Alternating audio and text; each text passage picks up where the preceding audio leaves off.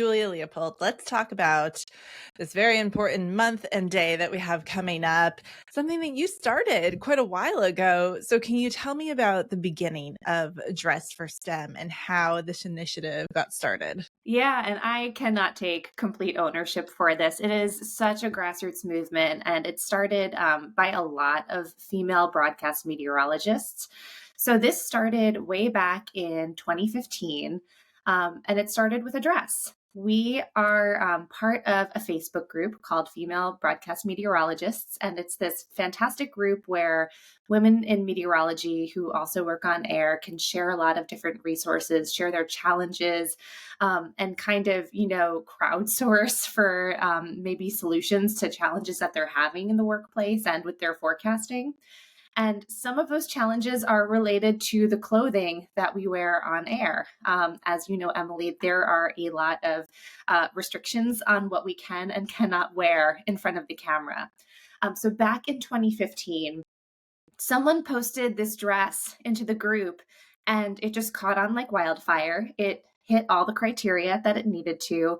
It was affordable and everyone started buying it. And we all kind of went viral for having the same dress. And then we decided, what if we use this dress for a good cause? What if we can call attention to something that many of us feel passionate about?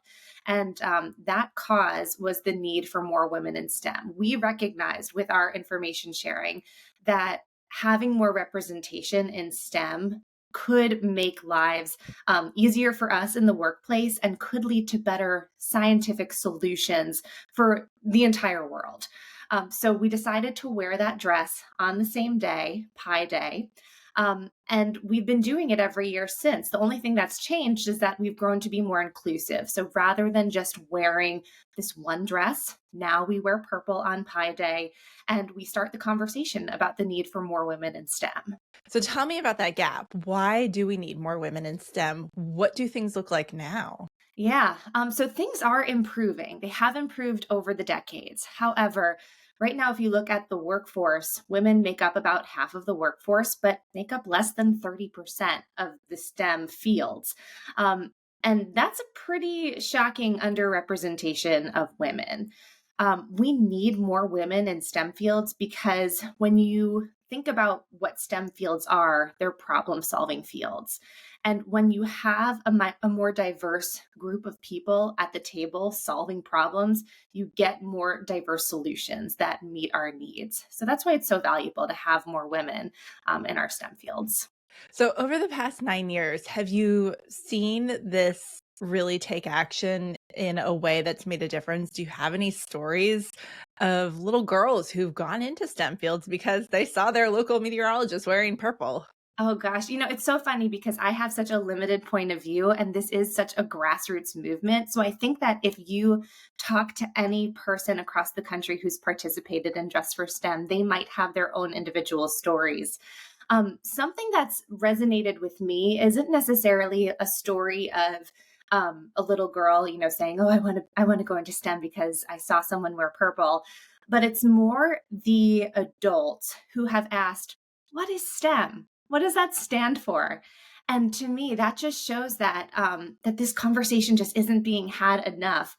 And while I think it's so important that we inspire our young girls to, pursue their passions, it's also important that we inspire the grandparents and the parents who can pass that message down and set the example for their children. So when a woman says, "Hey, what is STEM? What does that stand for?" To me, that is just as inspiring as a young girl saying, "Oh, I love meteorology. I want to be a meteorologist when I grow up."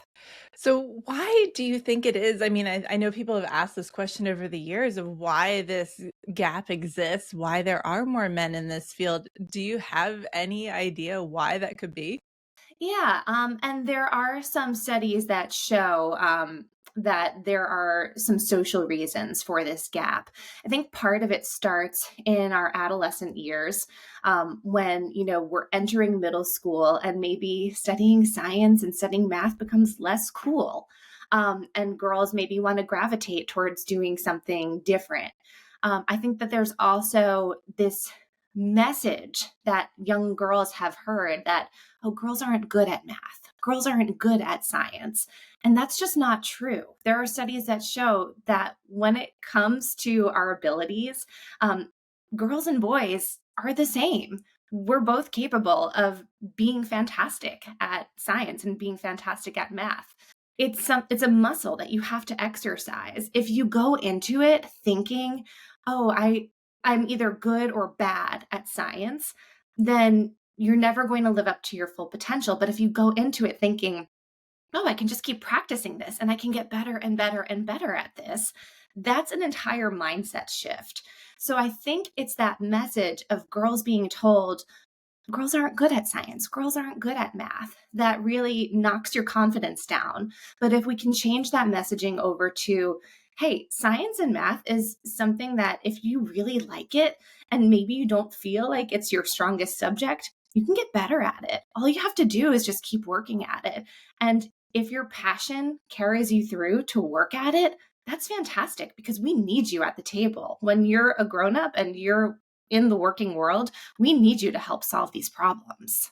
Let's say people haven't gotten dressed yet today. They want to participate. How can they participate? And can people who don't identify as women participate? Oh my gosh, yes, anyone. This is open to absolutely anyone and everyone. If you are in a STEM field, if you're not in a STEM field, anyone who just wants to support more gender diversity in STEM fields, all you have to do is wear purple. If you don't have anything purple, that's okay. Just start a conversation about why we should have more women in STEM.